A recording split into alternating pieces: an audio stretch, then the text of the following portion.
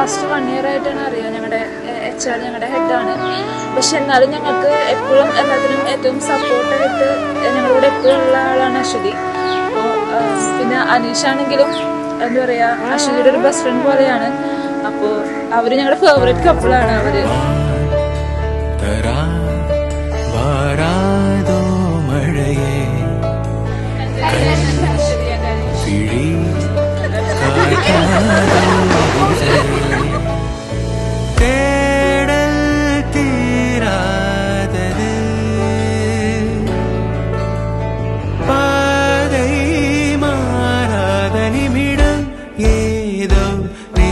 சொல்ல காற்றில் வருகின்ற வாசம் தருகின்ற மலரும் பூமுகத்தின் ஞாபகம்.